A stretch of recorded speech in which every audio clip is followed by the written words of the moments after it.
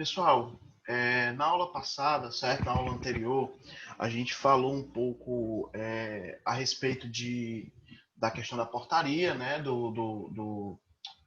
Da portaria 453, que caiu em desuso e deu entrada para a RDC 330. Nós vimos algumas características em relação a essa portaria, quanto a modo de trabalho, a forma com que a gente realiza o nosso serviço como radiologista, né? Vimos a questão de otimização, de limitações de dose, né? Como é que é feita a questão da segurança em relação ao paciente, em relação ao profissional da saúde, né? E aí hoje a gente vai falar um pouco, a gente chegou a falar, inclusive comentar um pouco a respeito do SUS, né? Mas eu queria trazer um pouco de como a gente chegou na questão da política propriamente dita em relação ao SUS, né?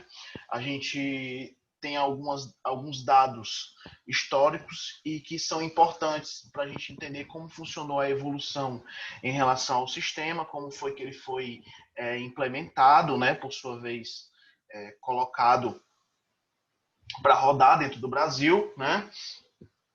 E aí eu queria trazer para vocês um pouco disso hoje, beleza? Nós ainda temos, se eu não me falha a memória, mais uma aula, né? Eu acredito eu, e a gente consegue concluir a questão de leis trabalhistas e tudo mais, é uma coisa mais padrão em relação à questão de profissão, né? Muda apenas características salariais e de cargo, né? De cargo não, de carga horária, enfim. Mas eu queria trazer um pouco da questão da política de saúde no Brasil, tá certo? Para a gente entender na questão de aspectos em relação ao SUS, ok? Aqui a gente tem 4 tópicos, né, de forma bem resumida, e aí a gente vai entrar para destrinchar isso daí.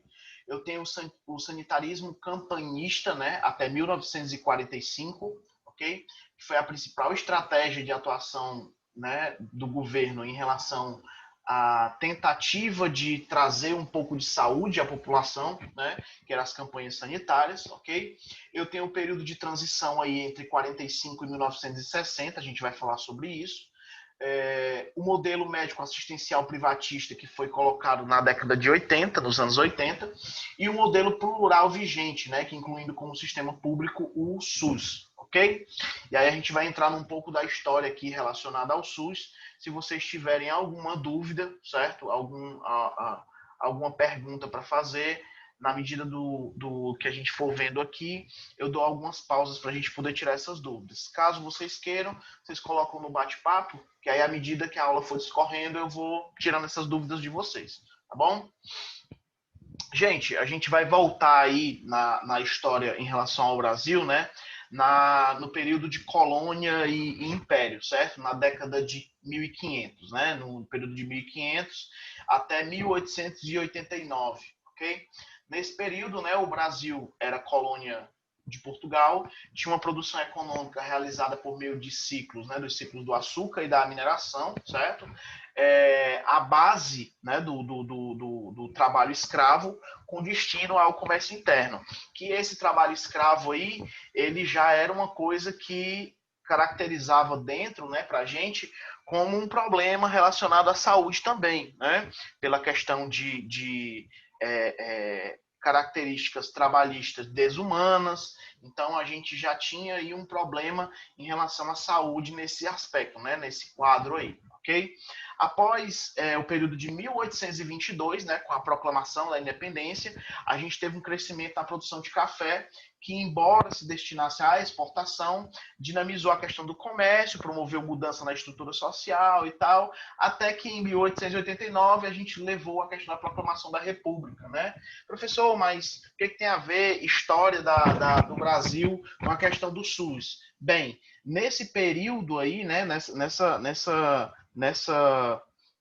nesse meio tempo aí, essas características de trabalho escravo, né, eles estavam interligados totalmente à questão do subhumano, né? Das pessoas serem colocadas em situações onde colocavam em risco as suas vidas. Então, no período da proclamação da República, né, onde teve a questão da independência e logo depois a proclamação, as ideias, né, e as exigências internacionais, elas contribuíram para que fosse substituído o trabalho escravo, né, desumano, né, que na época era difundido dentro do Brasil, pelo trabalho assalariado, né? Então, motivou a questão da imigração europeia e tudo mais, que a gente vê geralmente nas aulas de história, né? Mas ela trouxe isso daí, ela transformou já do trabalho escravo para o trabalho assalariado, né? Dando modificações em relação ao nosso quadro dentro do país, ok?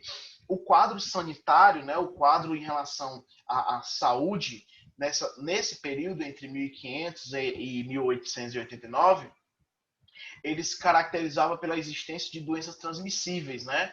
Trazidas inicialmente pelos colonos portugueses, né? No período que veio colonizar o Brasil, e posteriormente pela questão dos escravos africanos e diversos outros estrangeiros que também estavam nesse quadro de escravatura, né?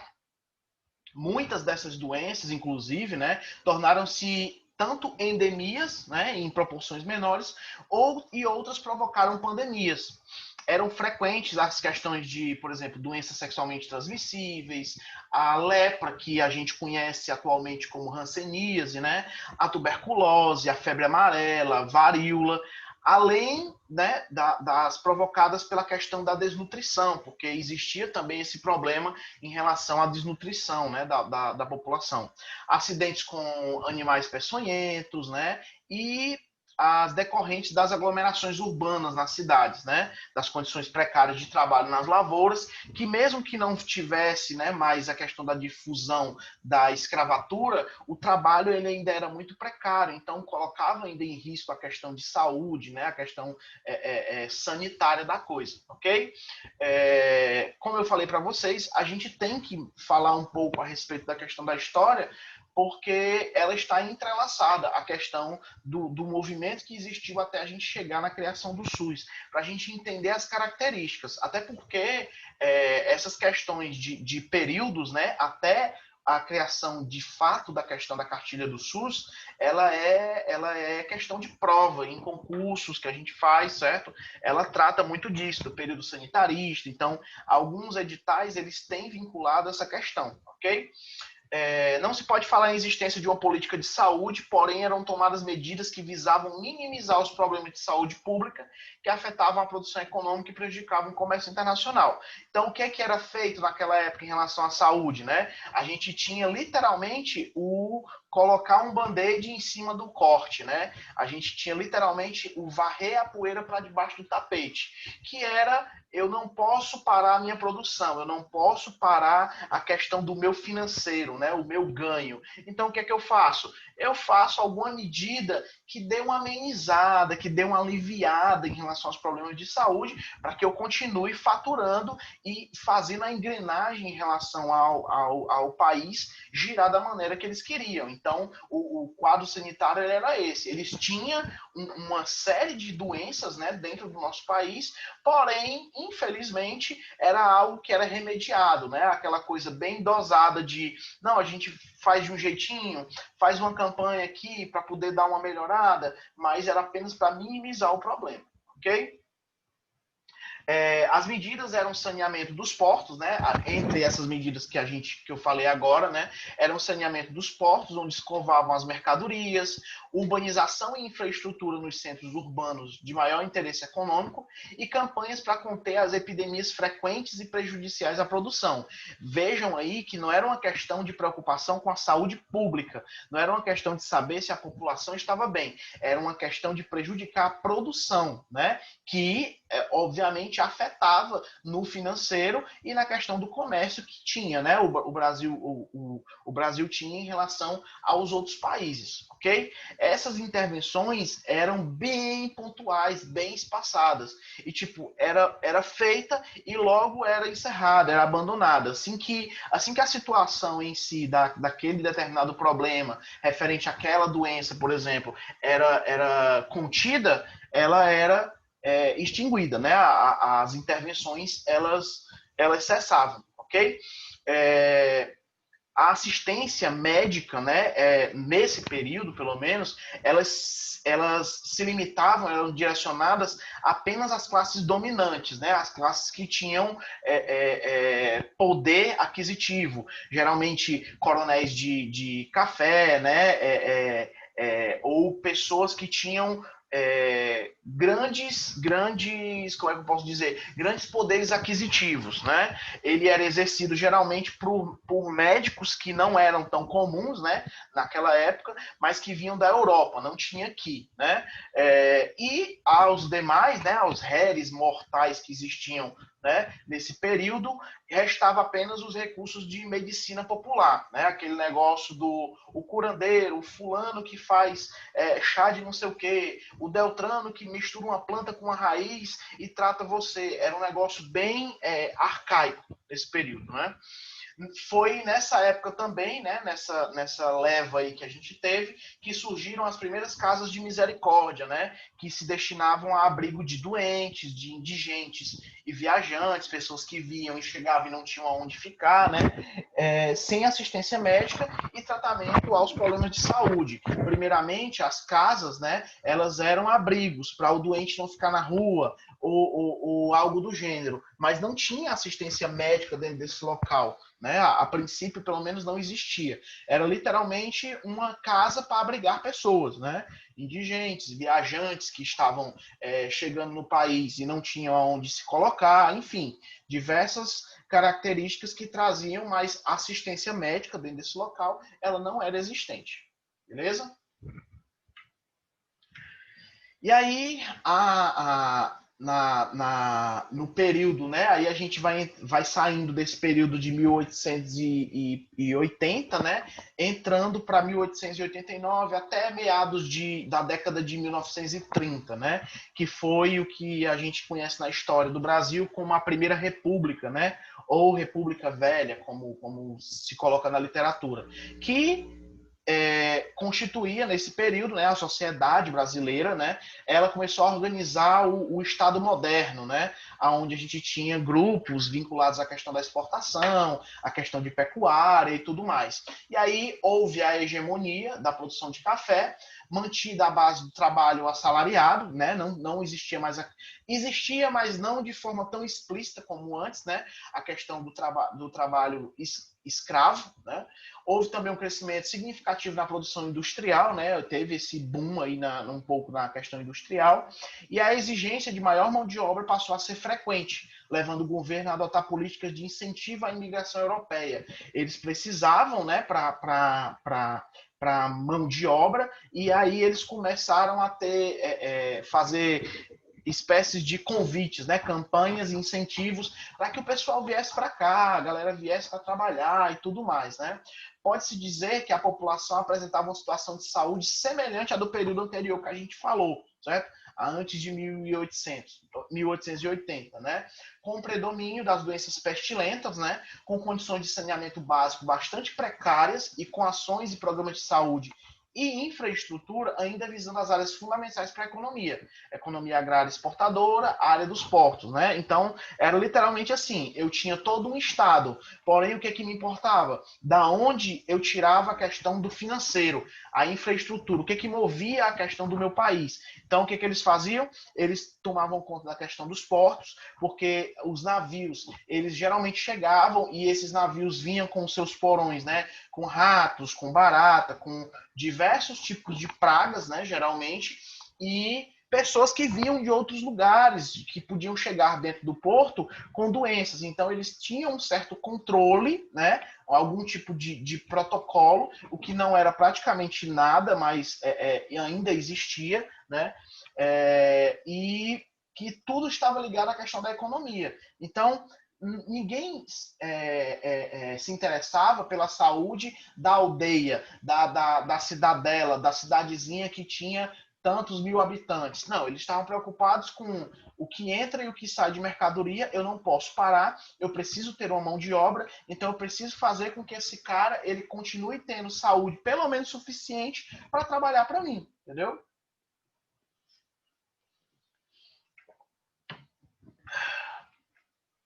E aí, gente, nesse período aí, né, entrando ainda na questão da década de 1889 até 1930 aí, visando a questão de estimular o comércio internacional, né, promover, mais uma vez, voltado ainda para a questão financeira e não preocupação da população, né, foram criadas as campanhas sanitárias, né, como modelo de intervenção de combate às epidemias, tanto rurais quanto na questão de epidemias urbanas, né, que foi liderada por Oswaldo Cruz, que mais tarde ele foi quem criou, né, o Instituto. O instituto que foi criado, na verdade, desculpa, que é o raciocínio, foi criado nesse período também o Instituto Soroterápico de Manguinhos, que mais tarde foi chamado de Instituto Oswaldo Cruz, né? Que esse princípio de campanhas sanitárias, né? Essas intervenções para combater a questão das epidemias, como eu falei, ela foi liderada por esse cara, ok? Esse instituto ele foi criado para pesquisar e desenvolver vacinas nesse período aí, ok? A imposição legal da vacinação contra a varíola, né, primeiramente, desencadeou uma revolta popular conhecida como a Revolta da Vacina. Eu acredito que muitos já tenham ouvido falar, né? O Estado, né, o governo, ele trazia uma imposição em relação à vacinação e o povo ele se revoltou em dizer que eles tinham o direito de escolher se eles queriam ou não, de fato, se vacinar, né? Após o episódio, essa questão dessa revolta, a vacinação ela tornou-se opcional, né? E passado algum tempo, com a aceitação da população de maneira mais gradativa, a epidemia da varíola ela foi controlada, certo? Mas a princípio, né? Quando se colocou a imposição, né? É aquela velha coisa, né? Eu estou mandando você fazer, você não manda em mim. Aí quando a gente diz assim, não, beleza, pois tu faz do jeito que tu quiser. Ah, agora eu quero. Foi mais ou menos isso que aconteceu. Foi uma birra de criança que foi criado, literalmente, né? Isso daí foi em meados do começo de 1900, né? 1900, se eu não me engano, 1903 para 1904, ok? Que houve esse período aí, porém, foi uma coisa que após essa revolta, né, a população começou a aceitar. Tipo, o Estado chegou e disse, não, gente, depois fazer o seguinte, é opcional. Você se vacina se você quiser, não tem nenhum problema. Se você não quiser, você pode ficar. E aí a população começou a aceitar melhor e conseguiram controlar a epidemia que na época era relacionado à varíola, ok?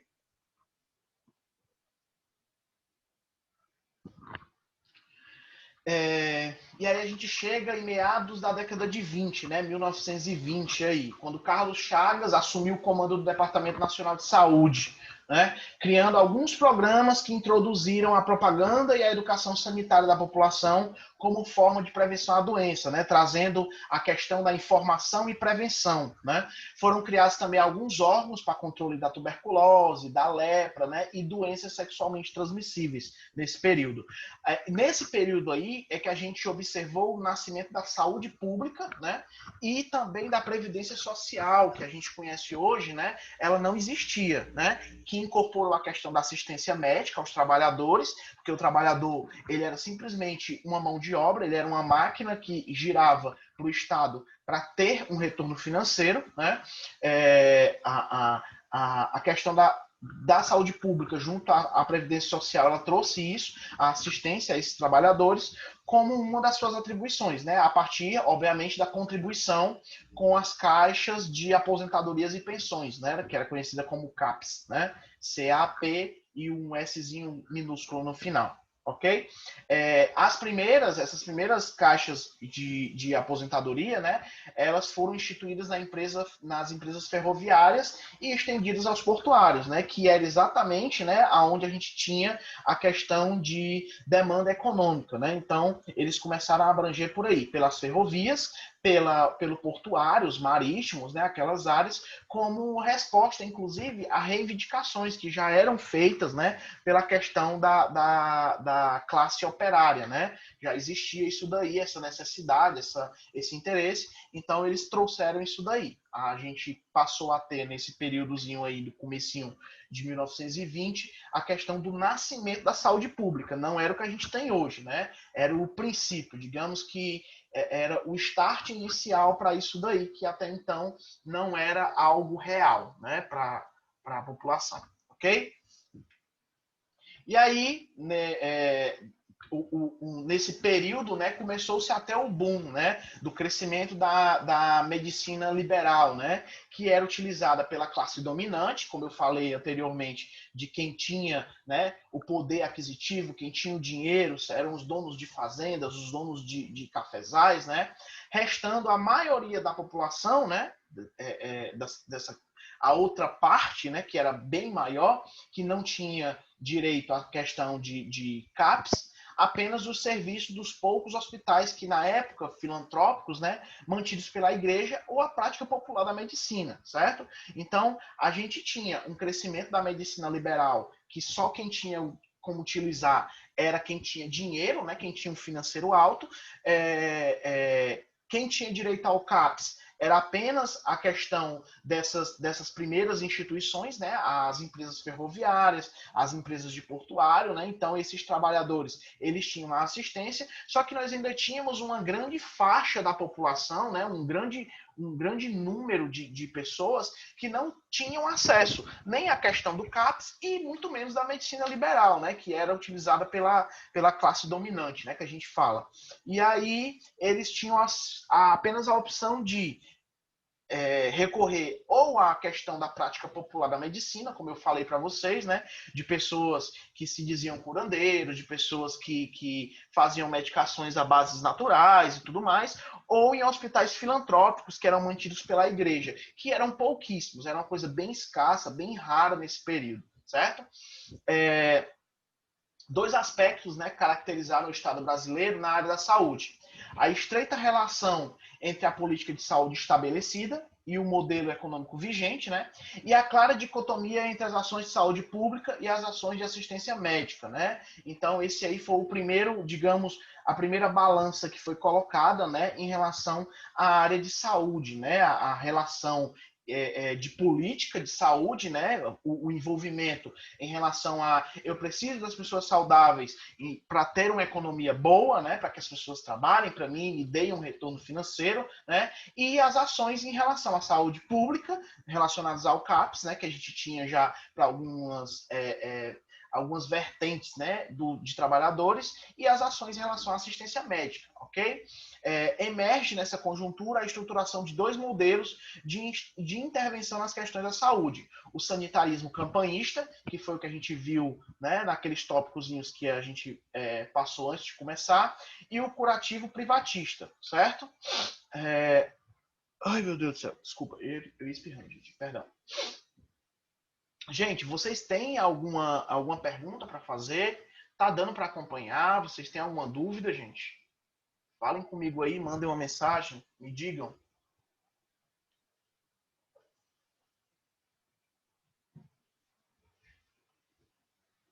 Eu acho que tá ok, né?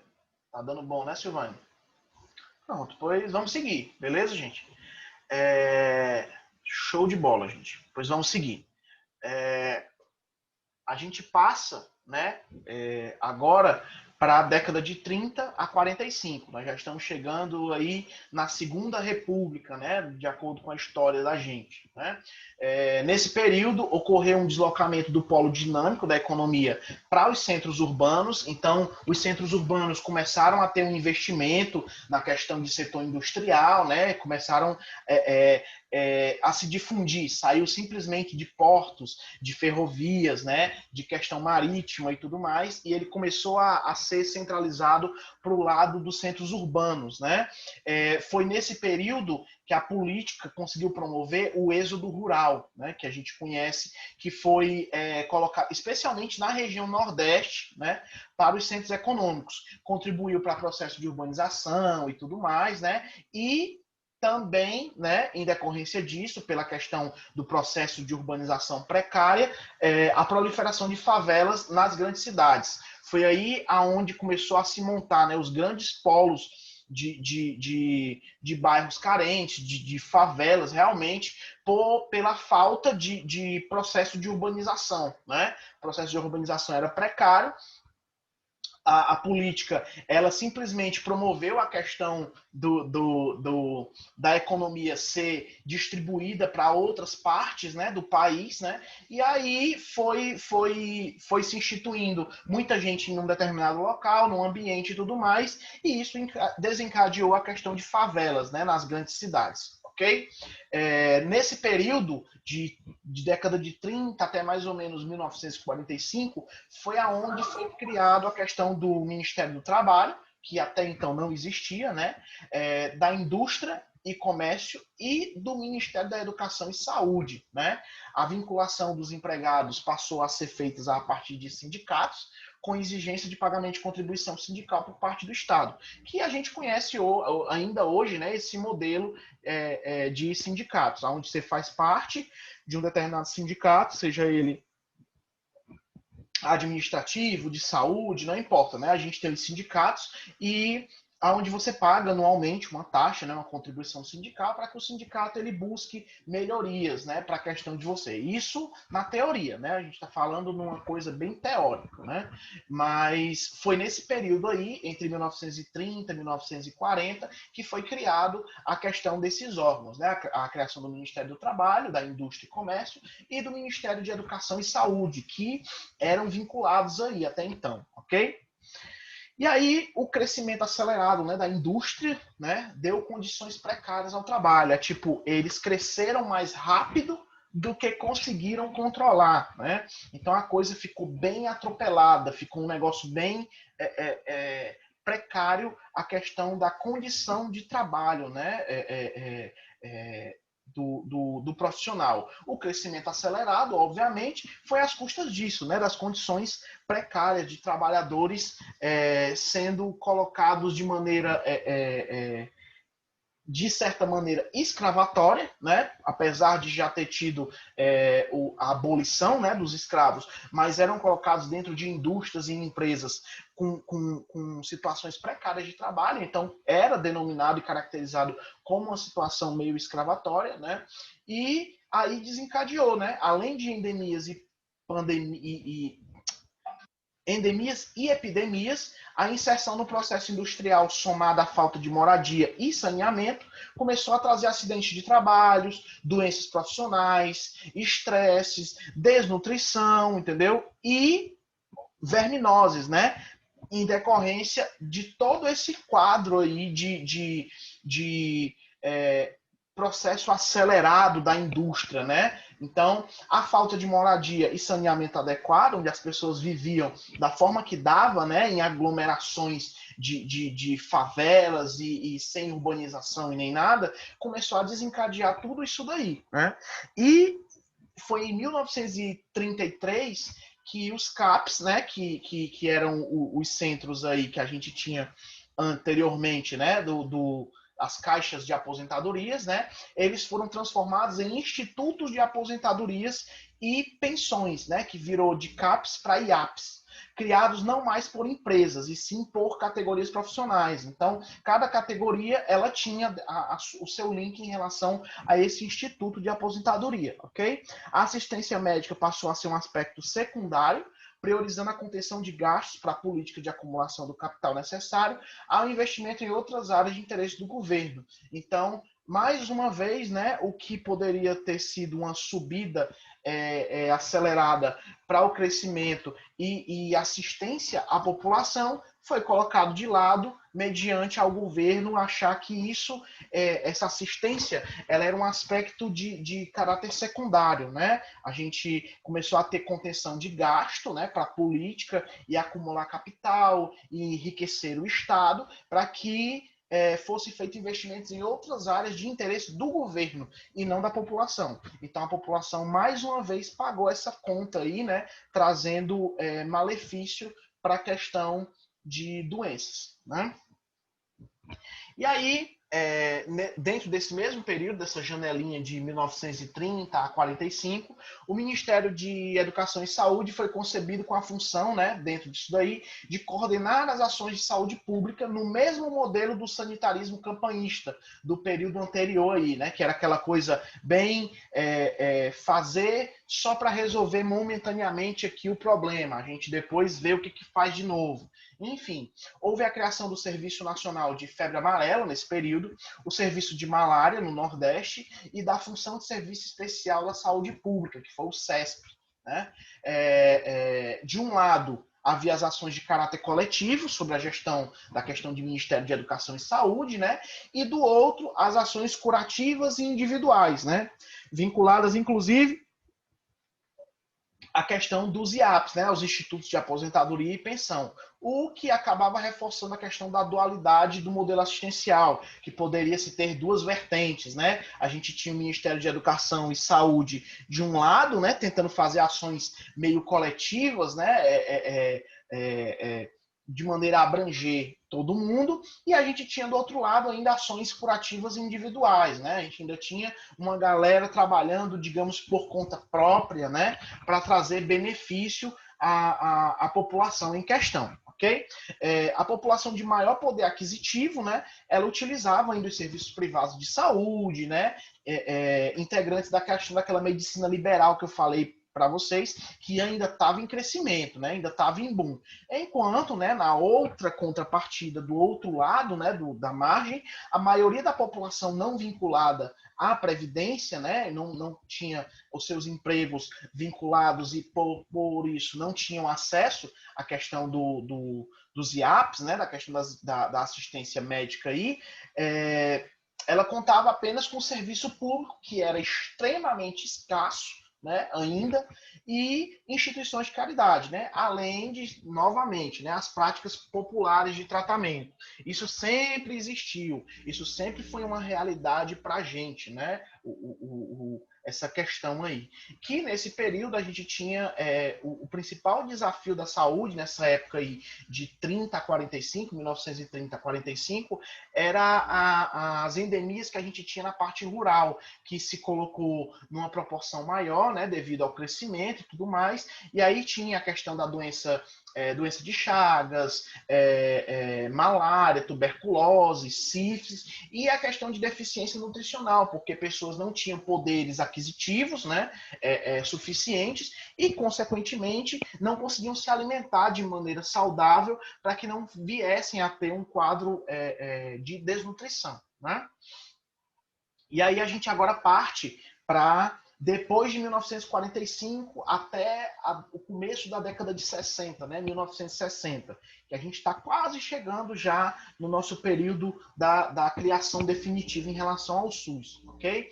Em 1945, né, foi o final da Segunda Guerra Mundial, né? Os regimes ditatoriais foram enfraquecidos e a democratização ela começou a fazer parte do cenário mundial, né? A questão do modelo democrata, ele passou a ser difundido, né, e fazer parte desse cenário aí, certo?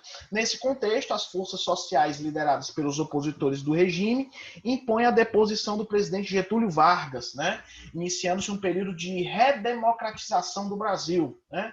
Existia um modelo de democratização, mas que ele precisava ser reformulado. Então, foi nesse período aí que isso aconteceu.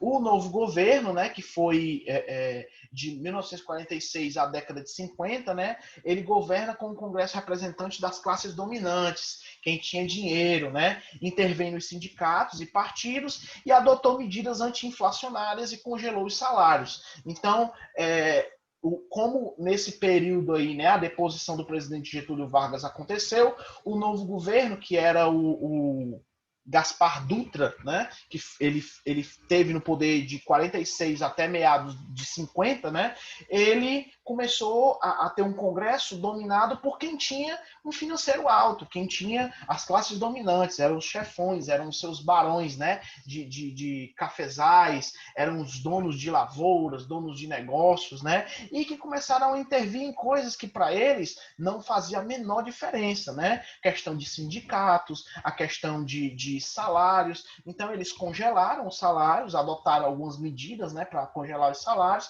para que eles se beneficiassem disso, né? Mas nesse período eles lançaram a questão do Plano SALT, que o SALT é a junção da sigla de saúde, alimentação, transporte e energia, certo? Tendo a maior parte do recurso, né, referente a esse projeto destinado à questão da área de transporte, certo? Eles lançaram esse plano nesse mesmo período aí, ok?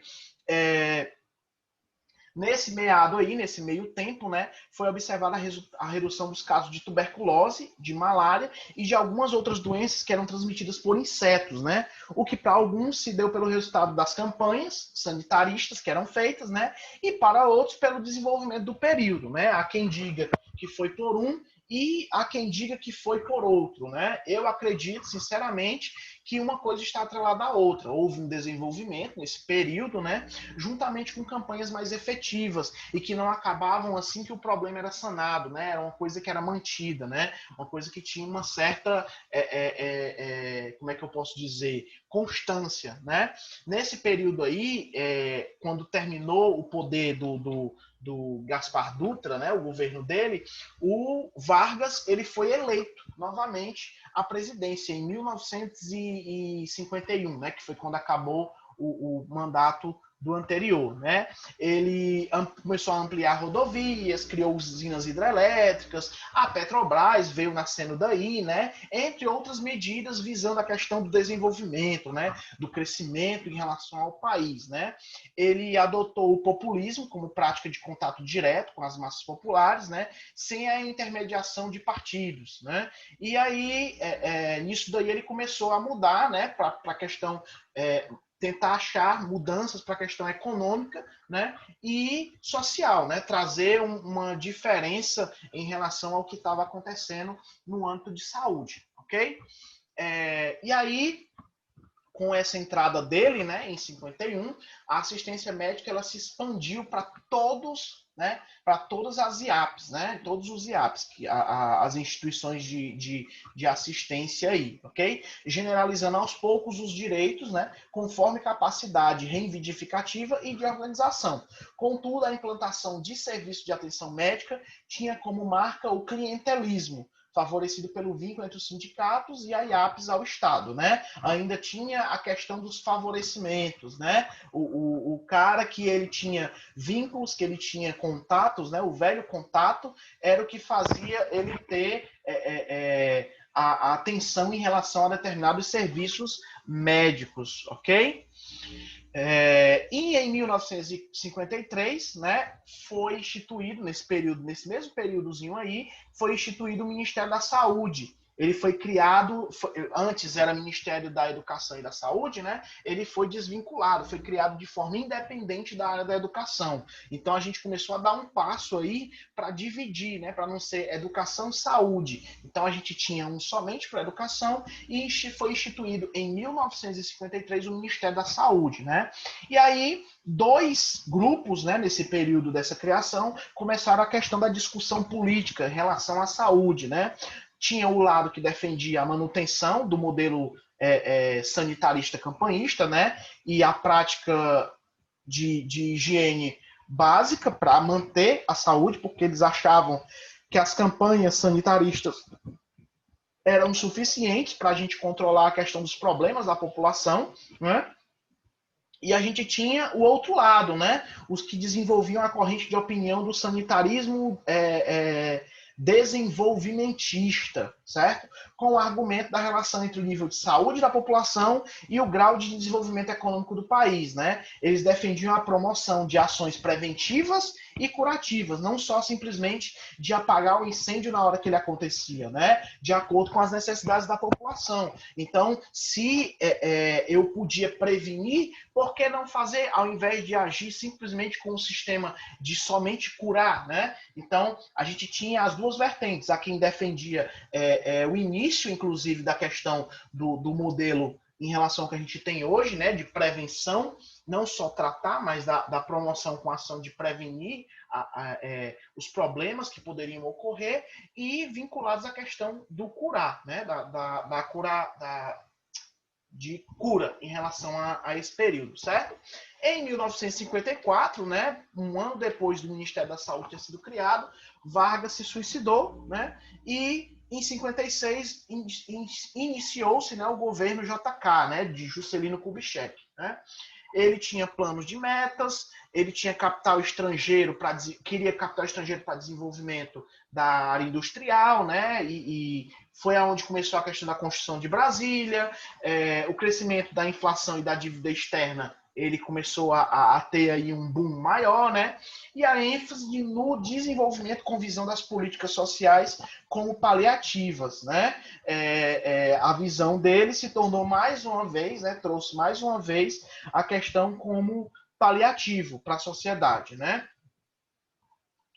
E aí os IAPs, né? Eles se fortaleceram, fortalecem, né, o modelo de assistência médica curativa aos seus segurados, né, na perspectiva da questão da manutenção do trabalhador saudável para produzir, mais uma vez, né, interligado à questão do eu preciso de você com saúde para que você produza muito para mim, né? Os que dispunham de mais recursos e cuja categoria profissional exercia maior poder de pressão, né, construíam hospitais próprios para o atendimento dos seus assegurados, né? Foi aonde começou a ter, né, a questão dessas unidades sendo criadas aí. Eu era dono de uma determinada categoria que trabalhava numa determinada categoria e eu era dono de uma empresa, eu via que aquilo dali não estava sendo suficiente para manter a minha empresa funcionando da maneira que eu queria. Então, o que é que eu fazia? Eu ia lá, construía, né, um hospital para atender somente os meus funcionários, os meus assegurados ali, entendeu? Algumas empresas também insatisfeitas, né, fizeram isso, com a atuação, insatisfeitos com a atuação dos IAPs, né, começaram a contratar serviços médicos particulares. Né? Com essa ampliação, torna-se hegemônico o modelo médico-assistencial privatista. Então, as pessoas começaram a buscar outras vertentes, porque o serviço que era dado dentro dos IAPs, ele começou a deixar a desejar. Então, eles começaram a procurar outras vertentes para que eles tivessem um atendimento de qualidade, né, em relação à sua saúde, né? Foi aí na década, entrando para a década de 70, né, que a gente começou a ter ideias de reformas, né, de base, de política social e tudo mais. E em 64 a gente teve o golpe militar, né, que foi a articulação entre a elite nacional, militares, e a burguesia industrial, né? A gente teve esse boom aí que entrou, né, o regime militar, ele acabou, né, teve a institucionalização da ditadura, né, que foi de 64 a 68, que a gente teve aquelas eleições indiretas e tudo mais, né? A segunda fase foi em meados de 74, que foi o milagre brasileiro, que foi o investimento para a questão da industrialização, que diminuiu gastos em relação ao país, né? E a terceira fase foi a crise econômica e a abertura da política, que foi de meados de 74 até 84, mais ou menos 10 anos, que foi quando teve a questão da crise do petróleo, né, recessão mundial e tudo mais, né, e o empobrecimento para grande parte da população ele aconteceu nesse período aí, certo? E aí a gente entra, né, no regime militar de 64 a 84 aí, nessa brecha aí, implantou-se um sistema de saúde caracterizado pelo predomínio financeiro das instituições previdenciárias e por uma burocracia que priorizava a mercantilização da saúde. Então, a galera literalmente transformou a saúde em um comércio, né? Trouxe a burocratização, trouxe a questão do ei, todo mundo precisa disso? Pois vamos ganhar com isso, né? vamos meter os pés aqui e vamos atrás de faturar com isso daí. Então, a mercantilização da saúde, ela começou a ser mais escrachada, mais explícita, né? Antes desse período de 71 aqui, que a gente tem aqui, em meados de 65, 66, a gente teve também a união dos IAPs, né? Com a criação do Instituto Nacional de Previdência e Assistência Social, né? Que começou a ser responsável pelos benefícios previdenciários e assistência médica aos assegurados e familiares, né? Que virou, ao invés de IAPs, né? Virou INPS, né? Passou a ser um grande comprador dos serviços privados de saúde e ampliou a chamada medicina em grupo, né? A medicina de grupo. E aí, em 71, a ampliação da assistência médica da Previdência com a inclusão dos trabalhadores rurais, empregadas domésticas e trabalhadores autônomos, que não faziam parte desse nicho, né, em relação à assistência médica da Previdência. E eles foram incluídos nesse nicho na década de 70, ok? Gente, vocês estão acompanhando? Tá tudo ok? Tá tudo dominado? Alguém tem alguma dúvida? Quer perguntar algo? Ou nós podemos seguir? Eu queria saber de vocês. Eu vou só tomar água enquanto vocês falam aí. Se é que tem alguma dúvida.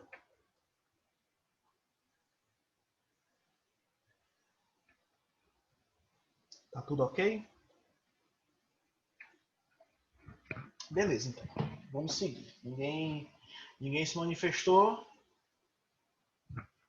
Ninguém se manifestou, então a gente pode seguir no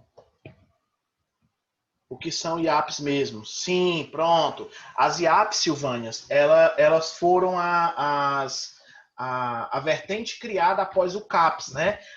Inicialmente, a gente tinha caixas de aposentadorias e pensões, certo? O CAPS. E aí, logo depois, um tempo depois, né, em década de 30, os CAPs eles foram transformados em IAPs, que eram os Institutos de Aposentadorias e Pensões, certo? Eles deixaram de ser criados, não eram mais criados por empresas, mas foram fracionados em categorias. As categorias que a gente tem hoje de metalúrgicos, administrativos, correios e tudo mais, foi partido desse ponto aí, certo? As IAPs eram isso, Institutos de Aposentadorias e Pensões, certo? Que mais tarde, né, eles viraram o que a gente viu aqui como INPS, né, que é o Instituto Nacional de Previdência e Assistência Social, ok? Podemos seguir?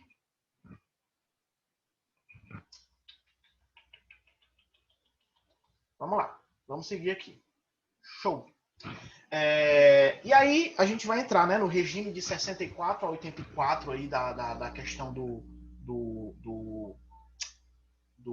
regime militar, né? Como eu falei para vocês, né, foi implantado nesse período aí, né, a questão do sistema de saúde, né, para mercantilizar, né, a questão de financeiro, literalmente ter ganho financeiro aí, né? E aí a gente vai entrar na questão dos recursos limitados, né? O Ministério da Saúde ele começou a ficar em segundo plano e se tornou ineficiente para enfrentar os problemas de saúde pública, né?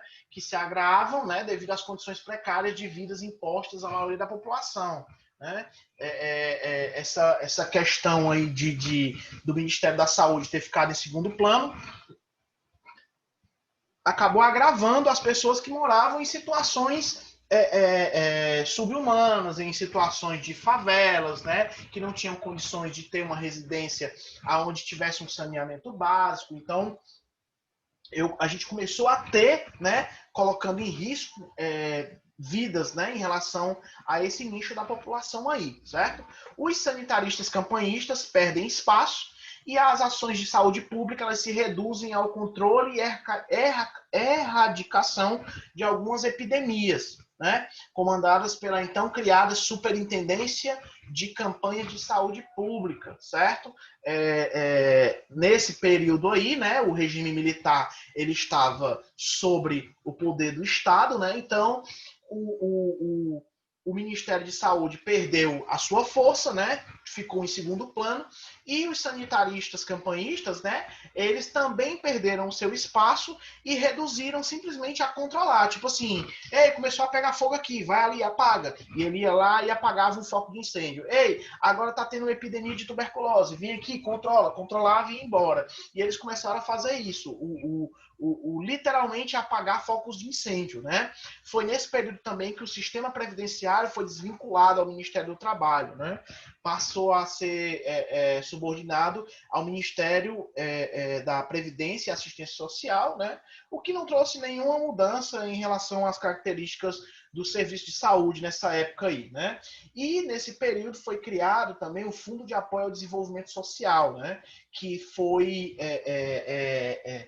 um fundo criado para destinado à construção dos hospitais, né? Para a questão destinado à construção da questão hospitalar. E foi elaborado o plano de prontação, né? O PPA, né? Que ampliava a construção de hospitais e clínicas particulares para atendimento de urgência de qualquer indivíduo, segurado ou não, né? Foi nesse período aí, mesmo com esse caos de saúde, né, de vamos fazer aqui do jeito que dá, que foi criado isso daí. Não existia o fundo de apoio para a construção de hospitais. Então ele foi criado nessa época e junto com ele elaborado o plano de prontação, né, para essa questão de atender a pessoa que fosse assegurada ou não nesse período, ok? E aí a gente entra na década de 70, certo? Ainda dentro do regime militar, né, que foi até meados de 84, aonde a Previdência Social alcançou a maior expansão em número de leitos, né? Cobertura e volume de recursos arrecadados. A forma de contratação e pagamento de empresas privadas para prestação de assistência aos segurados favoreceu o processo de corrupção, né? Porque a forma que existia, que passou a existir, né, para prestação de assistência, ele começou a ser corrompido, né? Então, o processo de corrupção ele se tornou mais fácil de acontecer, né? As empresas que faziam a contratação dessa assistência, né, aos seus assegurados, se tornou uma coisa literalmente por debaixo dos panos. Então, a coisa nem era bem realizada e nem era bem não era claro, né, para a questão das contratações e pagamento desse tipo de serviço, certo? Foi nesse período, na década de 70, que a construção de hospitais e clínicas, né, com o recurso da Previdência, eles começaram a ser feitas, né? Foi nesse período aí, com enfoque na medicina curativa, né? E aí nós temos o final da década de 70. Nesse período aí, houve a crise do modelo de saúde previdenciária, né? Vive-se nesse período aí um caos no serviço público de saúde, né? Há muitas unidades e instituições sucateadas e insuficientes para a demanda existente. Então, tinha literalmente mais gente doente do que instituições e profissionais para atender essa demanda, né? O que gerou a crise no modelo de saúde no final da década de 70 aí, ok? E aí começou a crescer a insatisfação, né, da sociedade e o surgimento dos movimentos sociais, né, que denunciavam e denunciam até hoje, né, determinados movimentos, a ineficiência da estrutura de saúde pública, da previdenciária, começaram a reivindicar a questão de saúde, né, e lutar por melhoria de condições de vida à população menos favorecida, né, as pessoas que estavam em situação desumana, né, em situações de risco, né, eles começaram a ter esses movimentos sociais ainda no período do regime militar, certo? E aí, em 1975, ainda dentro desse período, a gente teve a 5ª Conferência Nacional de Saúde, que eu acredito que eu até comentei com vocês sobre isso daqui, né? O que não resultou em muita eficácia em relação à modificação de como funcionava a saúde para a população. Mas a 5ª Conferência ela aconteceu nesse período aí. E um ano depois, houve a criação do Programa de Ações de Saúde e Saneamento. Não é esse nome não, falta um nomezinho aí, mas eu não lembro agora não. Era um programa de ações de saúde e saneamento, para extensão da cobertura em relação à saúde, né? Prioritariamente, né, priorizando as zonas rurais e as pequenas cidades nesse período, né? Os locais que literalmente eles foram abandonados em determinado momento, né? E eles criaram esse programa aí para poder dar cobertura de serviço de saúde para essas pessoas aí, ok? E aí, em 1977, né, efetivou-se nova reordenação burocrático-administrativa do sistema de saúde, com a criação do Sistema Nacional de Previdência e Assistência Social, né, composto por esses órgãos que vocês têm aí abaixo, certo? Eu não vou me ater muito a eles, é mais uma questão burocrática, né, de relacionados a instituições, mas foi aonde foi instituído esses órgãos aí, certo? E aí a política econômica do período, né, do regime militar, aí, refletiu nas taxas de morbidade e mortalidade por doenças endêmicas e algumas epidemias, certo? Altas taxas de mortalidade, tanto materna quanto infantil, doenças resultantes ou agravadas pelas condições de vida de trabalho, né? Como eu falei para vocês, eram condições de trabalho desumanas, então a gente tinha sim um problema em relação a isso no que se coloca na condição de trabalho, certo? E aumento da morte por doença cardiovascular e câncer, obviamente, em decorrência das características que eram vividas naquele período, né? Naquele tempo ali, naquela situação. E aí, em 78, antes dessa criação aqui do Conselho, né, começou a ser difundido na questão da América o conceito de atenção primária à saúde, né, e os princípios da medicina comunitária, né, o autocuidado de saúde, a atenção primária, né, realizada por não profissionais da saúde, participação da comunidade, implantação de programas vinculados à questão da medicina curativa, né, na formação dos estudantes de medicina em questão. Não eram nem pessoas ainda formadas, né, ou profissionais da saúde. Era literalmente a comunidade, né, a medicina comunitária, as pessoas se ajudando nesse período, certo? Tem alguém falando aqui. Deixa eu só... Cadê o link? Botar. Pessoal, bota o link aí para Rosalba, beleza? E aí, em 81, né, já pertinho do fim do regime militar, houve a criação do Conselho Consultivo de Administração da Saúde Previdenciária, né, o CONASP, que propõe, né, a mudança do modelo assistencial, melhorar a qualidade de atenção, ampliação de serviço, a descentralização, né, em relação ao poder que se tinha sobre a questão da saúde, né, e a hierarquização por nível de complexidade. Então, começou-se a criar um modelo de conselho onde cada pessoa fosse responsável por uma parte e o nível de complexidade ela fosse hierarquizada, né? Cada pessoa estaria denominada e encaixada no seu nível de complexidade, né? E aí vários sanitaristas entraram para as áreas estratégicas do INAPS, né? Dessa questão aí, dessa criação desse conselho, beleza? Passar aqui. Pronto. E entramos em 83, né, faltando um ano praticamente para o fim do regime militar, né, foi criado o Programa de Ações Integradas da Saúde, cujo objetivo era articular todos os serviços que prestavam assistência à saúde, né, da população de uma região e integrar ações preventivas e curativas, né. Para isso, havia repasses de recursos do Instituto Nacional, né, de Assistência Médica e Previdenciária Social, para os governos estaduais, né, para a construção de unidades básicas de saúde, que nós temos até hoje, né, as unidades básicas de saúde, né, incluindo UPAs, postos, enfim, e contratação e capacitação de profissionais, né. Esses acontecimentos aí, certo, eles se devem à questão dos fortalecimentos dos movimentos sociais e de saúde. A população ela foi às ruas, ela começou a bater de frente com o poder, né, com a questão do poder que existia do regime militar, né, que se organizava nos mais diversos espaços, esses movimentos, né, em universidades, sindicatos, né, comunidades, associações, enfim. E aí, em 84, né, foi quando aconteceu o movimento de diretas já, né, que não foi aprovado, porém aconteceu, né?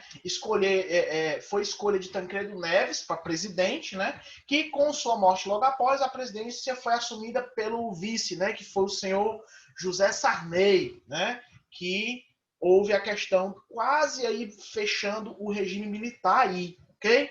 Em 84, né, já beirando o final do regime militar, a gente tem algumas conquistas na área da saúde, né, que ainda foram obtidas pelo movimento da reforma sanitária, né, que houve com o apoio de alguns parlamentares, né, movimentos de saúde, trabalhadores da área da saúde e acadêmicos, né, e também entidades como o SEBS, né, que é o Centro Brasileiro de Estudo da Saúde, e a Associação Brasileira de Pós-Graduação em Saúde Coletiva, o ABRASCO, certo? Do contexto dos anos 70, certo, gente? E 80, né? É que nasceu esse projeto da reforma sanitária, certo?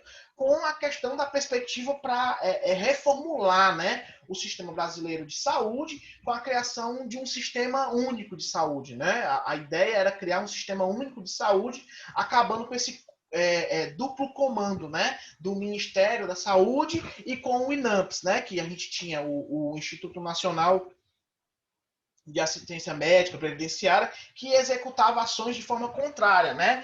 Um fazia de um jeito, o outro ia lá e fazia de outro, e isso gerava um conflito muito grande. Então, a reforma sanitária, ela veio, né, para tentar montar isso daí, trazer uma padronização, um sistema único aí, né? Em 85, certo? Aonde José Sarney ele estava assumindo, né, no lugar aí, com o regime militar encerrado, começando o que a gente entende pela Nova República, né, no meados de 85, o José Sarney ele toma posse, né, e enviou ao Congresso a proposta de convocação da Assembleia Nacional Constituinte, certo?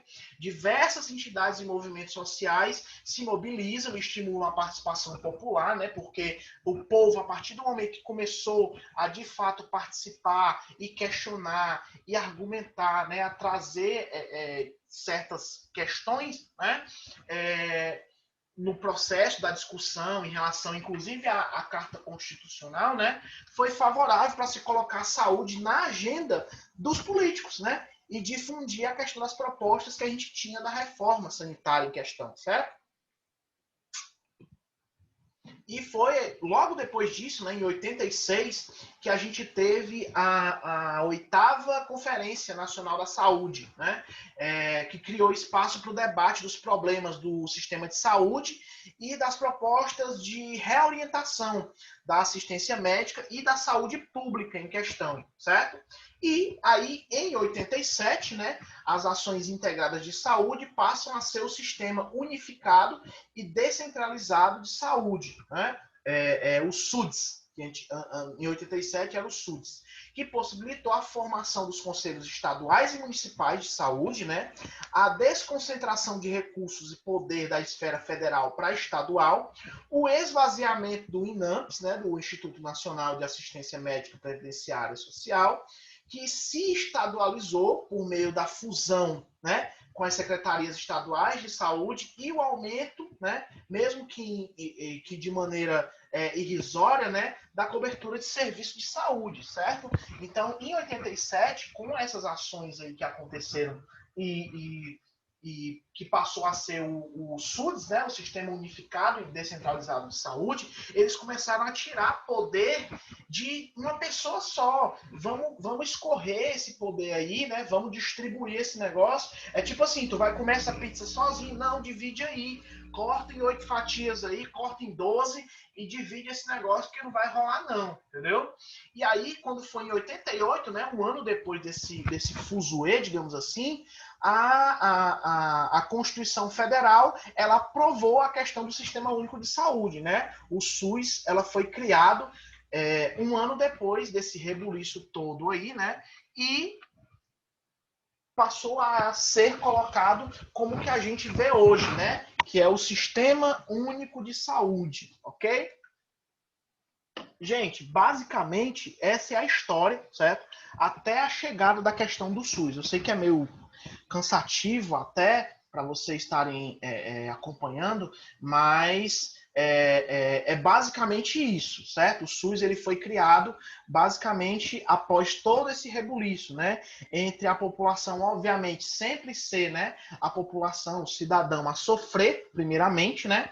e sendo colocado em segundo plano milhares de vezes até chegar na proporção que chegou hoje, né? Onde a gente tem a questão do Sistema Único de Saúde, certo?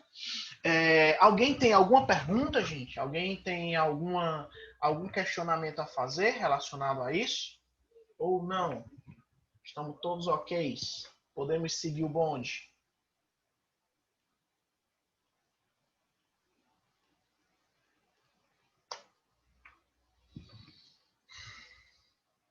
Todo mundo ok? Todo mundo acompanhando?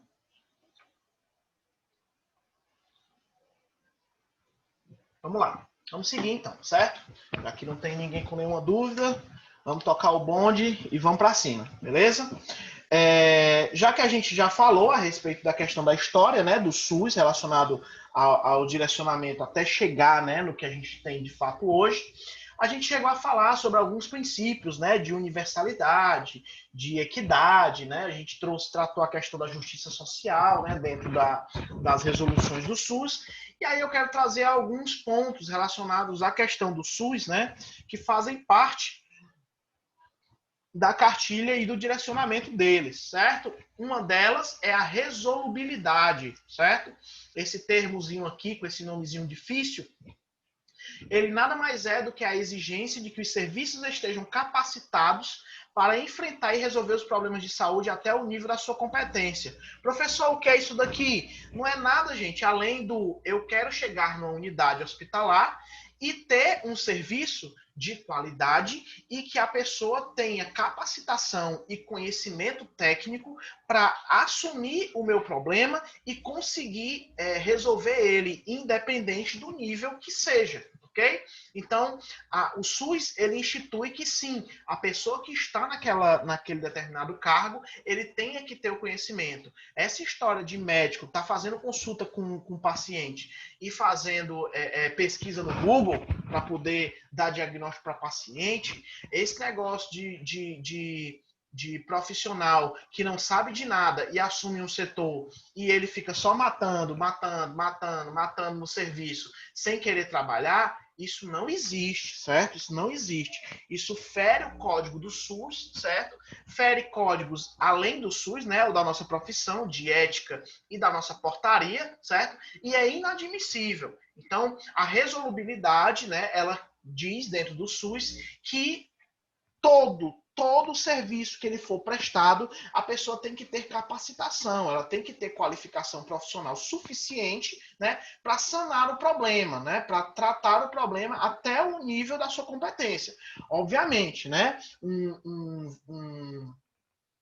uma enfermeira, ela não detém o conhecimento de um médico, então ela tem a sua limitação, ela tem o seu nível de competência, mas se está dentro da sua sala, se está dentro das suas competências profissionais, ela deve sim estar a par e ser capaz de resolver aquilo, ok? E aí, eu não sei se vocês se recordam, né? Porque a gente falou sobre isso tem pouquíssimos minutos. A questão da descentralização, né? A questão de redistribuir o poder que começou a se gerar e foi barrado, colocou-se de novo e foi barrado, e por último ele foi instituído, né, para escorrer de maneira a descentralizar o poder aí da questão do sistema de saúde, né? E aí dentro do SUS, dentro da cartilha do SUS, nós temos isso, nós temos o que a gente denomina como descentralização, né? Que nada mais é, né, do que a transferência de poder de decisão sobre a questão das políticas de saúde no nível federal, estadual e municipal, certo? Essa transferência ela ocorre a partir da redefinição das funções e responsabilidades de cada nível de governo, né? Com relação à questão das suas condutas político-administrativas, né, do seu respectivo local, da sua área, do seu território, né, seja ela nacional, estadual ou municipal, né, e simultaneamente, né, com a transferência de recursos financeiros humanos, materiais para controle das instâncias governamentais correspondentes. O que é isso daqui, professor? A gente tem um escoamento, né, um filtro, uma escala de hierarquia aonde o nível federal ele repassa ao Estado um determinado nível de poder para que ele seja, né, direcionado no seu Estado de maneira a suprir a população, e o Estado também descentraliza poder ao município, para que o município que está mais próximo da população entenda quais são as suas necessidades, quais são as suas queixas, o que é necessário, aonde se precisa de uma unidade, por exemplo, de saúde básica, né? Aonde é necessário um profissional, tipo, eu tenho uma demanda de 50 pacientes por dia em determinada unidade, aonde eu tenho 6 profissionais, só que se eu tiver 4 lá, resolve, e eu pego esses outros 2 e coloco numa outra unidade que precisa, que tem um fluxo maior. Então, essa descentralização, ela traz isso, certo? Obviamente, vinculado à população, certo? A gente entende que hoje a gente tem a questão dos conselhos de saúde e tudo mais, que fazem com que a gente tenha, né, essa descentralização e torne pelo menos um pouco mais fácil o ouvir do que é necessário ao suprir de saúde, certo? Ainda tratando aqui, só para a gente entender melhor, né? A descentralização, ela redistribui, né? É a redistribuição das responsabilidades quanto às ações e aos serviços de saúde, né? Ela vai trazer esse escoamento aqui do nível federal para estadual e do estadual para os seus municípios, certo? Quanto mais perto do fato a decisão for tomada, mais chance haverá de acerto. Quanto mais perto esse grupo aqui está da população, né? Melhor ele consegue trazer a assistência, porque esse daqui, ele não tem esse contato que o terceiro nível tem. Então, consequentemente, Desculpa, gente. Ele redistribui, certo? Para a camada seguinte, que escoa também para outras camadas, né? É tipo uma pirâmide, né? Uma pirâmidezinha invertida que a gente traz para a questão da população, ok? Beleza? A participação da população, o SUS, ele traz isso daí, certo? Ele traz essa como é que eu posso dizer? Essa possibilidade, né, da participação da população em relação aos processos, né, através das suas entidades representativas, né, não é todo mundo que mora na cidade que vai representar dentro da questão dos conselhos, né, nós temos representantes das cidades, consequentemente dos seus municípios e Estado, né, que participa desses processos de formulação das políticas de saúde, do controle da execução, né, dos recursos que serão empregados, para onde vai o material, para onde vai a mão de obra, né, desde o nível federal até o local, ok? E aí nós temos o Conselho de Saúde, né, que é a forma de participação social, é a maneira que o povo tem de ser escutado, né, de se ouvir e conseguir, consequentemente, trazer os seus problemas à tona aí, né? Que o Conselho de Saúde, ele trabalha na elaboração das diretrizes gerais da política de saúde, né? Na formulação de estratégias de implementação dessa política, no controle da utilização dos recursos e da execução. Então, desde o primórdio, né, na diretriz geral do que pode ser feito, em como é que eu vou fazer para realizar esses procedimentos, né, esses protocolos, né, no controle da utilização de recursos. Em determinada cidade, eu tenho uma quantidade de pessoas, então eu tenho uma quantidade de recurso. Naquela outra cidade, eu tenho uma outra quantidade de pessoas, aonde eu vou utilizar outra quantidade de recursos. Então, esse controle aí, ele é feito também vinculado junto à população, né? Junto à sociedade que faz parte dos conselhos de saúde, certo? Ok? E aí nós temos aqui, certo, duas leis que eu acredito que eu já comentei com vocês, mas vou reforçar ela, que são as leis que caem em todo concurso público de saúde relacionado à saúde, à questão, seja ele técnico de radiologia, enfermagem, médico, fisioterapeuta, não importa. Essas leis orgânicas aqui do SUS, elas são, sim, de fato, cobradas em provas, certo? Que é a Lei 8.080, que é de 19 de setembro de 1990, que é a lei que dispõe sobre as condições para a organização e funcionamento do serviço de saúde, certo? E a 8.142, que dispõe sobre a participação da comunidade, das transferências intergovernamentais de recursos financeiros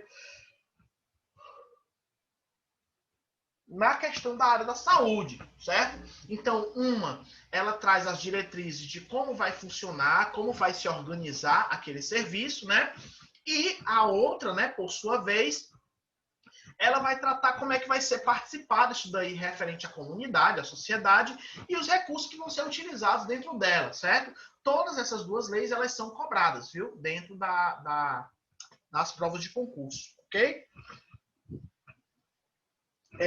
E aí, dentro da questão do sistema de saúde, né, nós temos o NOAS, que é a norma operacional da assistência à saúde. O NOAS ele foi instituído junto ao SUS, né, vinculado junto ao SUS, em janeiro de 2002, certo? Ele amplia as responsabilidades dos municípios, a questão da atenção básica, né, a gestão plena da questão da atenção básica de saúde da população, certo?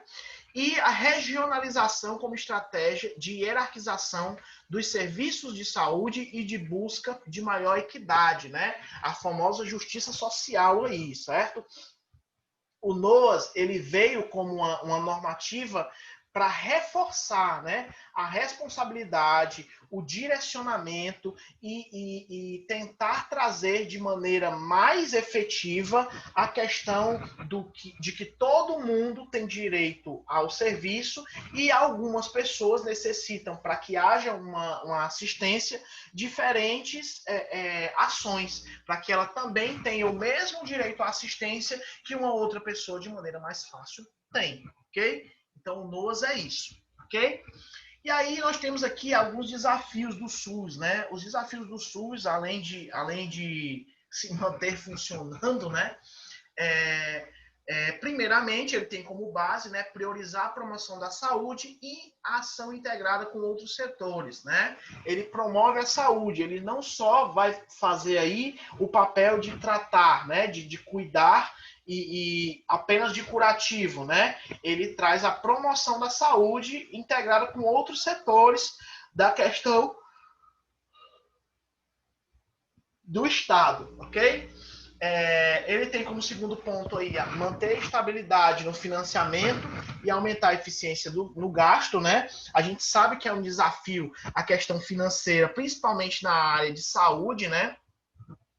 A questão de financiar as coisas, de comprar, de demandar recursos, né, de direcionar isso daí, porque envolve uma questão muito pesada de política, né, administrativa. Então, sim, infelizmente, nós estamos à mercê disso daí, ok? E aí, o outro desafio que nós temos, né, em relação ao SUS é aumentar o grau de cobertura efetiva. Ainda é um desafio, certo? Existem pessoas que moram em condições isoladas, em aldeias ou em difícil acesso, certo? Mas é um desafio do SUS fazer com que essa cobertura, né, o grau de cobertura dela, ela seja efetiva, ela seja cada vez maior, ela seja cada vez mais precisa em relação ao atendimento da população em questão, ok? E reduzir a desigualdade na utilização e na alocação de recursos. Essa história de vou mandar para determinada parte do estado ou determinada cidade, porque por favorecimento, não existe isso, certo? O SUS ele trabalha, né, no desafio a instituição para reduzir esse tipo de coisa, certo? A utilização dos recursos, a distribuição desses recursos ser de maneira justa e igualitária, ok? E aí aqui nós temos algumas ações do SUS, né? Referente ao Sistema Único de Saúde, que, como sempre, está em primeiro lugar aqui a promoção de saúde, né? O promover a saúde, ok? E, juntamente com ela vinculada, nós temos a proteção, visa a redução dos fatores de risco e ameaça de saúde, né? Eu tenho, antes de curativo, né, a promover a saúde. Vamos citar um exemplo bem simples aqui. As campanhas que são feitas no pré-carnaval, né? Para que as pessoas se protejam, né? Para que as pessoas usem camisinha, para que as pessoas tenham seus anticoncepcionais em dias e ainda assim utilizem proteção na hora de relação sexual, é uma promoção à saúde, certo? Eu trago uma informação para direcionar a população a tomar determinadas decisões relacionadas ao seu bem-estar. E em contrapartida, eu tenho logo embaixo a proteção, que dentro desse mesmo raciocínio seria o quê? as ações do SUS direcionarem, olha, use camisinha, se proteja. E se você não tem como comprar, tá aqui. Tem no sistema de saúde para você. E você vai lá e pega a camisinha. Professor, mas a camisinha do SUS é horrível, tem um cheiro terrível, é grossa e não sei o quê. E eu não gosto de utilizar, e papapá e ppp. Você tem duas opções. Na verdade, você tem três, né? Deixar de ser mão de vaca e comprar uma camisinha na farmácia que seja do seu agrado, né? Essas camisinhas que hoje tem tudo que é gosto, de todo jeito. Tem camisinha que brilha no escuro, tem camisinha hipersensível, tem camisinha com camada dupla, tem camisinha de tudo que é jeito, né? Então você comprar. A segunda opção é você não se proteger, pegar uma doença e nunca mais conseguir ter relação e nem saúde, certo? E, consequentemente, com o tempo, vir talvez até a morrer em decorrência dessa doença. Ou você tem o melhor anticoncepcional do mundo, que é não transar, não ter relação sexual. Você não tem relação sexual, consequentemente, você não tem como ter uma doença sexualmente transmissível, você não tem como engravidar, né, para as meninas. Então, assim, a promoção e a proteção em relação ao sistema público de saúde, ele é feito dentro de suas possibilidades financeiras, né? Dentro dos recursos que são repassados e tudo mais. Que, como eu falei, envolve questão de politicagem, envolve questão de verbas administrativas sendo direcionadas da maneira que é conveniente a eles, que eu não vou entrar aqui no mérito de discutir, certo? E depois, em relação às ações do SUS, nós temos também a recuperação, que pode se incluir aqui também a questão da curatividade, né? Do curativo. A recuperação nada mais é que a ação do SUS, ela promoveu saúde, ela te diz como te proteger e mesmo assim tu foi lá e fez cagada. E aí eu tenho a terceira ação, o terceiro pilar aqui, que seria a recuperação. Beleza, pois vamos se tratar então. E aí você vai tomar medicações, você vai fazer tratamentos, você vai tomar coquetéis de medicamentos para poder você conseguir se recuperar disso daqui, ok? E nós temos também, dentro das ações, a reabilitação, né? Que eu não sei se muitos sabem, mas nós temos dentro do Sistema Único de Saúde centros onde você consegue tratar questões de vícios, de alcoolismo, de tabagismo, relacionados a drogas, relacionado a, inclusive, promiscuidade sexual, né? Pessoas que têm vícios compulsivos, né? E você tem como tratar isso dentro das unidades do SUS, ok? Que a gente vai ver aqui mais na frente, já, beleza? A promoção em relação ao SUS, né, o que o SUS se propõe a promover, né, para a sociedade, para a população, é educação em saúde, como a gente já falou, né, trazendo características de bons padrões de alimentação e nutrição, né, para não gerar aquela população que a gente tem, por exemplo, nos Estados Unidos, onde boa parte da população tem problema com obesidade, né? Então, isso é vinculado a estilo de vida saudável, né? Desenvolvimento de aptidões e capacidades, né? Você aprender coisas novas em relação a como se proteger, como manter a sua saúde em dia, né? Aconselhamentos específicos, atividades físicas, higiene e desestímulos, né? Ela promove essa questão também do sedentarismo em relação a você que não quer mais viver nesse meio, né, nesse formato. Eles têm direcionamentos dentro do SUS para que você saia desse meio, dessa caminhada de sedentarismo. Ou o tabagismo, o alcoolismo, quem faz uso de drogas, né, sejam elas lícitas ou ilícitas, né, e promiscuidade sexual, como eu falei para vocês anteriormente, ok? Gente, vocês têm alguma dúvida? Querem perguntar alguma coisa? Querem falar algo? Hoje está tudo bem, podemos seguir. Nós já estamos nos encaminhando para pertinho do final, certo? Da nossa aula. Só vamos. A Silvânia está no embalo aqui. Pode seguir. Pode seguir, Fernanda? Pois então vamos embora, beleza? A gente vai falar agora um pouquinho a respeito dos CAPs, certo? Para a gente entender de algumas unidades. Existem muitos serviços que o SUS oferece, certo? Que a gente desconhece. Eu fui fazer uma pesquisa, inclusive vi meditação, yoga, o SUS oferece isso daí, certo? Cirurgias para mudança de sexo, cirurgias para mulheres que sofreram violência doméstica, certo? Que tiveram lesões muitas vezes no rosto, né, na face, fraturas, perfurações, enfim. O SUS ele tem esse amparo, se eu não me engano, desde 2016, essas questões, certo? A colocação de DIU, vasectomia, tudo isso pelo sistema público de saúde. O SUS ele disponibiliza isso daí, ok? Mas a gente vai se ater aqui mais à questão dos CAPs, certo? Para vocês entenderem como funciona isso daqui, tá bom? Eu sei que é muita sigla que a gente já viu já da história, né, em relação aos IAPs, aos CAPs e tudo mais. Só que o CAPs aqui, ele não é as caixas de aposentadoria, né, que a gente viu lá na história. Aqui ele vai ser tratado como os centros de atenção psicossocial, certo? Que nas suas diferentes modalidades são pontos de atenções estratégicas, né, da RAPS, que é a rede de atenção de atenção psicossocial, certo? Que são nada mais nada menos do que serviços de saúde de caráter aberto e comunitário, constituído por uma equipe multiprofissional, são várias pessoas, certo? Que atuam sobre a ótica interdisciplinar e realizam prioritariamente atendimento a pessoas com sofrimento ou transtorno mental, incluindo aquelas com necessidades decorrentes do uso, por exemplo, de álcool e outras drogas, né, em sua área territorial, seja em situações de crise ou no processo de reabilitação, certo? E são substitutivos ao modelo asilar. A gente tem alguns CAPs que recebem pessoas, que a pessoa consegue passar período de observação ali naquela unidade, certo? No CAPS, eu não sabia disso, né? Eu vim descobrir isso recentemente. Eles têm modalidades diferentes, certo? As unidades, elas são distribuídas a partir de quantidade de habitantes, como a gente vai ver aqui, e de determinados serviços, ok? No caso do CAPS 1, ele atende todas as idades, certo?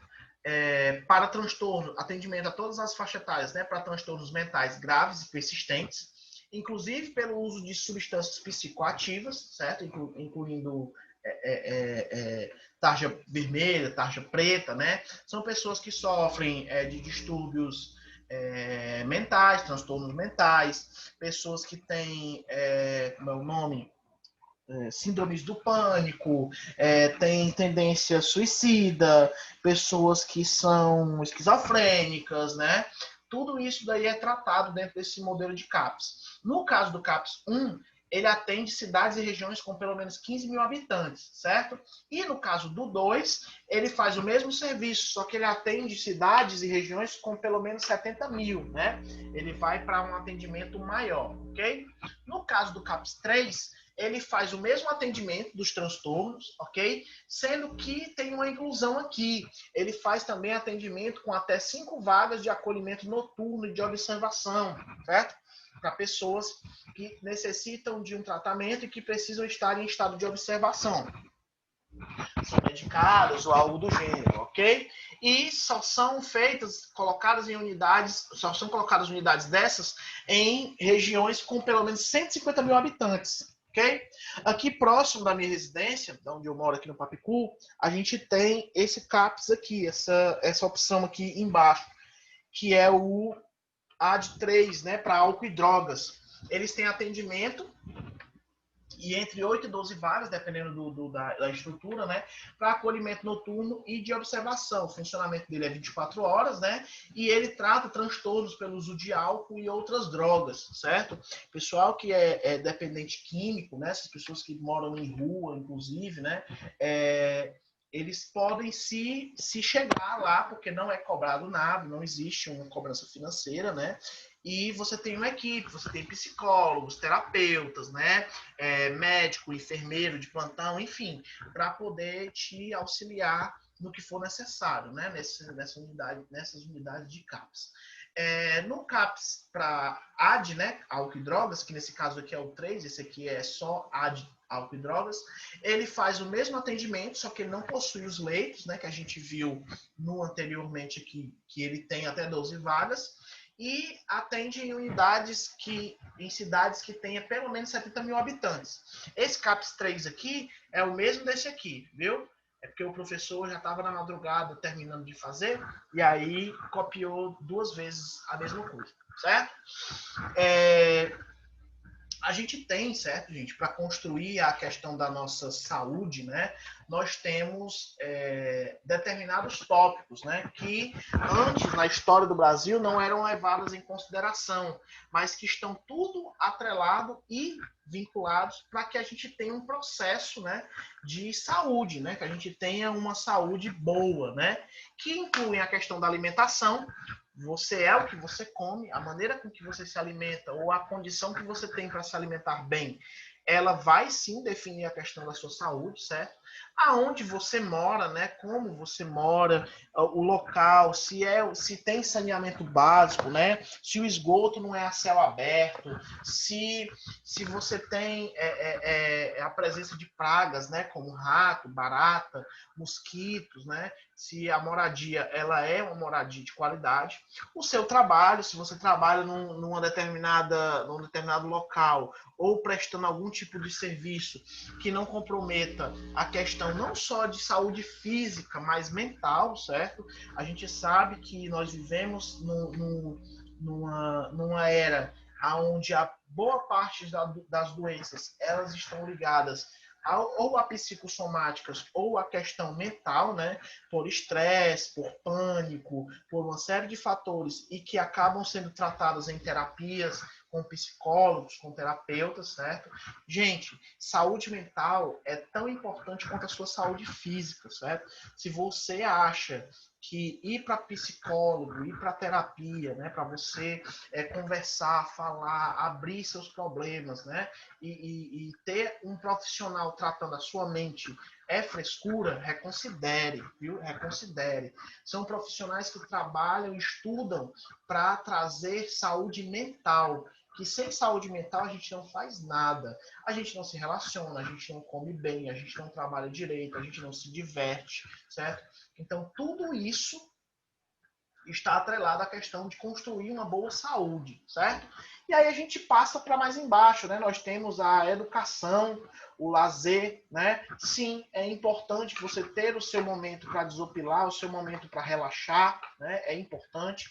A educação e o acesso às informações, eles estão atrelados a você conhecer e saber de maneira assertiva, né? Como se proteger, a maneira que você deve se portar para que você tenha uma boa saúde, quais são os métodos que você tem que tomar, segurança, lavagem das mãos, escovar os dentes, né, lavar bem alimentos e tudo mais, ok? O meio ambiente que acaba fazendo parte da questão da tua moradia, certo? A forma com que você descarta lixo, a maneira como o esgoto é tratado dentro da tua área que tu mora, certo? Transporte, a participação popular é necessária para que você construa uma boa saúde, porque sem a participação popular, a gente fica à mercê dos grandes, de simplesmente decidir o que é bom para nós ou não, né? Redes de solidariedade vinculadas a serviços de saúde, né? Que nós temos aí a questão do nosso serviço, aonde temos acesso à questão de saúde pública, né? Rede de solidariedade, onde nós temos as instituições que fazem atendimento de maneira solidária, filantrópica, né? Decisão política, porque infelizmente para bater o martelo de algo que vai dar certo ou não e vai ser colocado em prática ou não, depende de decisão política vinculada à participação popular, né? Se não houver corrupção nesse trecho aqui, as coisas tendem a andar muito mais, né? E tudo isso vinculado, ok? Para construir a questão da nossa saúde, ok? E aí nós vamos entrar aqui na questão de saúde coletiva, beleza? A saúde coletiva ela tem sido definida como um campo de saber e de práticas que pressupõe a compreensão da saúde como um fenômeno eminente social, coletivo, determinado historicamente pelas condições e modos de vida dos distintos grupos da população. Toda a saúde pública é coletiva, gente, mas nem toda saúde coletiva ela é pública. Grosso modo, né, podemos dizer que o planejamento da saúde pública é mais amplo do que a saúde coletiva, além de dispor de mais recursos do Estado, ao passo que a saúde coletiva é planejada de acordo com as particularidades da região, certo? toda saúde pública ela é coletiva, né? Ela dispõe de mais recursos para que ela abranja todo mundo, mas nem toda saúde coletiva é pública, certo? Nem toda saúde coletiva ela é pública. Vai de acordo com a particularidade de cada região aí, certo? E aí nós vamos entrar aqui na questão da vigilância sanitária, tá bom? Algumas competências em relação à vigilância sanitária, né? Nós temos ela dentro da Lei 8.080, que eu já falei para vocês estudarem, né? Além da 8.142, ok? E entende-se por vigilância sanitária, né, como um conjunto de ações capazes de eliminar, diminuir ou prevenir riscos à saúde, né, e intervir nos problemas sanitários decorrentes do meio ambiente, da produção e circulação de bens e da prestação de serviços de interesse da saúde, certo? A portaria 453 da vigilância sanitária, ela compreende o setor de radiologia, que atualmente é a RDC 330, né? Mas a portaria 453, antigamente, ela era vinculada à vigilância sanitária, que trazia a questão do nosso setor de radiologia, a questão de proteção radiológica, né? A questão de como você usar os raios-x, né? E abrange todo o território nacional, certo? A questão dessas providências aí. A Agência de Vigilância Sanitária ela foi criada em 1999, né, especificamente nessa data aqui, e está vinculada ao Ministério da Saúde, certo? Por ser uma agência reguladora, ela apresenta algumas características próprias, como independência administrativa, estabilidade de seus dirigentes e autonomia financeira. A criação da Anvisa ela foi um passo muito importante para a saúde pública, principalmente na área de alimentos, onde o comércio varejista crescia cada vez mais e possuía cada vez menos o cuidado de segurança, né? Os cuidados de segurança, principalmente nas áreas periféricas, né? As periferias das grandes cidades. Okay? A vigilância sanitária ela abrange tudo, viu? Não só a área da saúde, mas a área alimentar, a área industrial, né? Ela abrange todo esse conjunto aí, certo? É ela quem coloca a ordem na casa, ok? E aí nós temos aqui a competência da vigilância sanitária, né? Entre as áreas de atuação da vigilância, encontra-se ações relacionadas ao controle de risco sanitário em produtos, né? Alimentos, medicamentos, cosméticos, saneantes, sangues e derivados, equipamentos para saúde, meio ambiente, né? A questão de solo, como é que está a questão do esgoto, né? As edificações que estão sendo feitas, se está respeitando as diretrizes, o ambiente de trabalho, né? Nós temos os portos, aeroportos e fronteiras, né? Que a vigilância sanitária ela tem um controle específico, né? Dessas áreas, tanto da questão das cargas quanto das pessoas que circulam, né? Nós temos a saúde do trabalhador, que envolve o ambiente de trabalho e a saúde do trabalhador. A vigilância sanitária também bate em cima disso daí, certo? E os serviços de saúde, que somos nós, né? As unidades de assistência ambulatorial, as clínicas, hospitais, ações de assistência domiciliar, as práticas de interesse à saúde, os serviços de diagnóstico e terapia, no caso da gente, né, em particular, ou de radiação ionizante, a hemoterapia, a terapia renal, a odontologia e próteses, certo? A saúde, os serviços de saúde são todos regrados e direcionados pela vigilância sanitária, certo? Pelos sanitaristas, beleza, gente?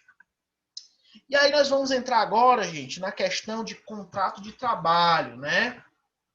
Quando você vai assinar a sua carteira, quando você vai fechar um contrato com a empresa, né? Alguns direcionamentos em relação a isso daí, tá bom? A definição do contrato individual de trabalho é dado pela CLT, no artigo 442, e é um acordo que pode ser feito tanto de forma verbal, ou tácito, né, como pode ser chamado, escrito ou expresso, e que trata das relações de emprego entre empregado e empregador, né, a pessoa que te contratou e você que está prestando serviço. Há, portanto, um vínculo empregatício, que é a relação entre ambas essas partes, né, de empregado e empregador, definida por meio de um contrato de trabalho que mostra a prestação dos serviços que serão oferecidos à empresa, né, o que é que você vai prestar à empresa naquele seu período de trabalho, ok? como a gente falou, né, nós temos os dois tipos de contrato de trabalho aqui. Nós temos o tácito ou verbal, que é a mesma coisa, certo? E o escrito ou expresso, né? Nós temos o tácito ou verbal, vou tratar como verbal aqui, que é o tipo de acordo feito com base na confiança entre empregado e empregador. Não há um documento para comprová-lo, certo? É literalmente aquele contrato fechado na mão, né? Você chegou, falou com o rapaz, fechou um acordo de tanto para você ganhar e quantas horas você vai trabalhar por dia, e aquilo dali vira, sim, um modelo de contrato de trabalho. Não é tão comum, pelo menos não na grande cidade, né? Não é comumente utilizado aqui. Aqui nós temos o escrito, né? Que é o acordo representado pelo contrato de trabalho, né? Que deve conter todas as obrigações e deveres de empregado e empregador. Então, tem tanto o que você tem que fazer, quanto a empresa que vai lhe contratar lhe deve fazer em relação àquele contrato, certo? Essas cláusulas do contrato não podem ser contrárias à Constituição, certo? Ou à CLT, ou às regras coletivas, né? Da questão dos sindicatos, beleza? Elas têm que seguir um modelo, né? Não pode ser algo fora dessa curva aí, não, tá bom? E aí a gente vai entrar na carteira de trabalho, né? A nossa famosa CTPS, que agora temos o modelo digital, não é mesmo?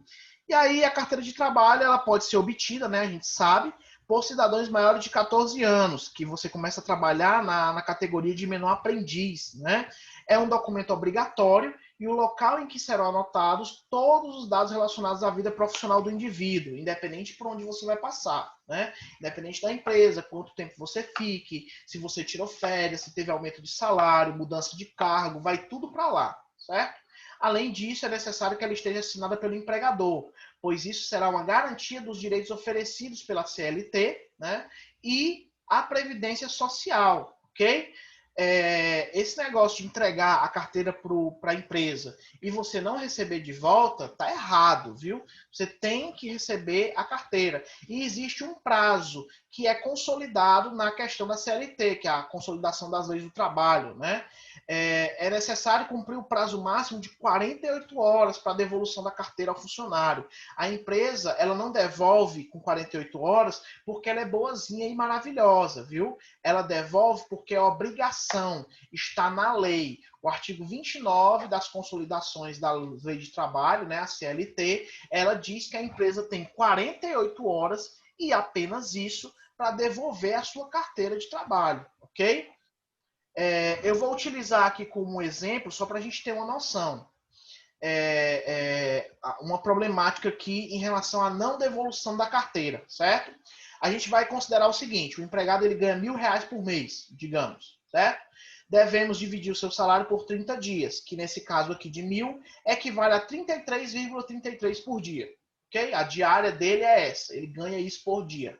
Esse valor do dia do empregado, ele deve ser multiplicado pelos dias em atraso na entrega da carteira de trabalho, certo? A carteira de trabalho profissional, certo?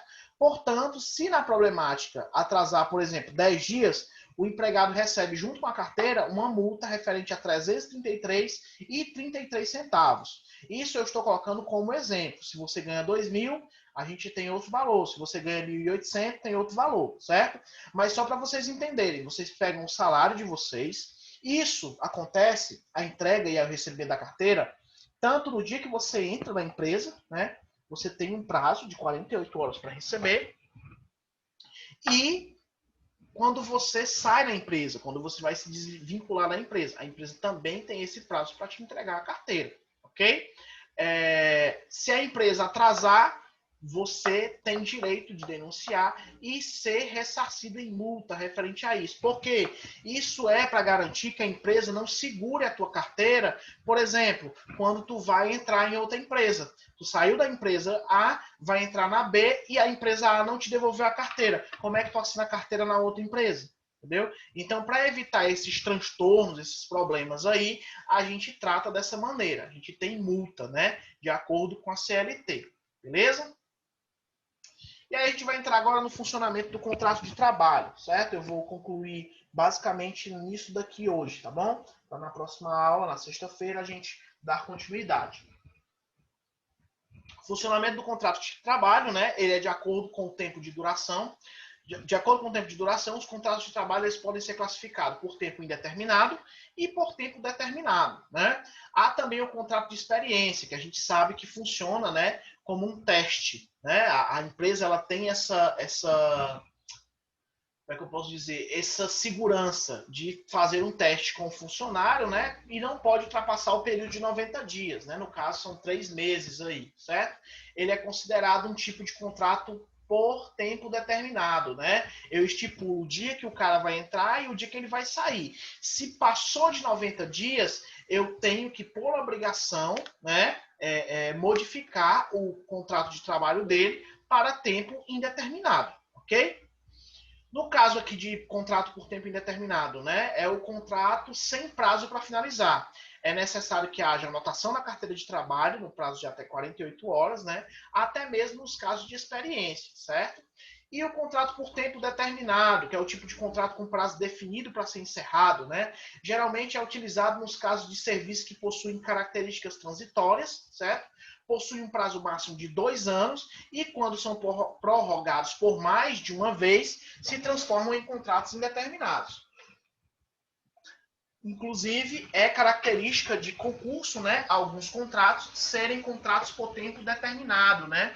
Eu tenho validado por 2 anos, podendo ser renovado mais uma vez, né? Então, eu tenho ele caracterizado dentro disso daí, de tempo determinado, tá bom? E temos o contrato de experiência, como eu falei, né, com vocês. Além dos contratos citados, há também o de experiência, que tem a função de verificar como é que é as habilidades e qualidades do profissional, né, do indivíduo, né, e ainda mostrar a ele as vantagens oferecidas pela empresa, caso fique por mais tempo. A duração é de até 90 dias, e se for excedido, ele passa a ser um contrato indeterminado, certo? Ele deixa de ser um contrato determinado, um contrato de experiência, e entra na classificação de indeterminado, ok? Observação: é comum as empresas definirem no contrato de trabalho um período de 45 dias de experiência, que pode ser prorrogado por mais 45. Em caso de quebra de contrato, a regra é a mesma. A parte que descumpri-lo pagará a indenização. Ok? Então, o contrato de trabalho, a experiência que tinha, né, que existe, na verdade, ela é colocada, fatiada em duas, né? Eu tenho um período de experiência de 45, aonde eu coloco mais 45, que dá a totalização dos 90, que é o máximo de contrato de experiência, 90 dias, que a pessoa pode passar, certo? A parte que descumprir, ela paga indenização. Se você desistiu, né, se você porventura não quis mais, consequentemente, você paga a indenização. Então, é debitado na sua demissão o valor referente à indenização, né, que vai ser calculado baseado no tempo de serviço, juntamente com a questão do seu salário. É calculado aí, ok? Gente, como a primeira aula de vocês, certo? Eu dei 1 hora de aula, né? Se não me falha a memória, foi a primeira aula que eu gravei para vocês. Então, a gente vai encerrar essa aula por hoje, tá bom? Nós vamos encerrar aqui no funcionamento do contrato de trabalho. E aí, na próxima aula, a gente vai ver a questão de suspensão, de interrupções, de alterações no contrato, certo? Que são realizados, e os direitos em relação a isso de vocês, que será, inclusive, a nossa última aula, né? Porque após essa última aula de sexta-feira, na segunda, nós já temos a questão da finalização da nossa cadeira, aonde eu irei fazer, viu, uma aula ao vivo ainda com vocês, mas não será de duração de 2 horas. Vai ser simplesmente para alinhar algumas coisas, eu passar algumas informações referente ao fechamento da cadeira, né? E, consequentemente, ao início da outra cadeira que vocês terão. Beleza, gente? Por hoje é só. Eu queria saber se vocês têm alguma dúvida em relação a alguma coisa, se vocês querem perguntar algo, ou se por hoje a gente pode encerrar.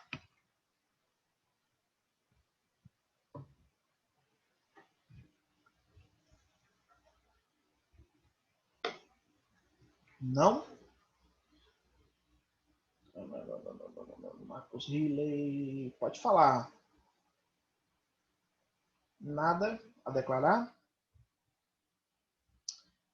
Gente, pois então nós vamos encerrar, certo? Qualquer dúvida que vocês tiverem, precisarem falar comigo, vocês têm meu WhatsApp, vocês mandam no privado, que eu tiro as dúvidas de vocês, ok? É para entregar quando o trabalho, né? Eu não me lembro de fato a data, certo? Mas eu coloquei no arquivo que eu enviei para vocês com as diretrizes do trabalho. Eu tenho que verificar dentro dos meus arquivos. Me pergunta no privado, Marcos, ou se alguém tiver essa informação, passa para você. Mas tem uma data e limite para a entrega desse trabalho, beleza?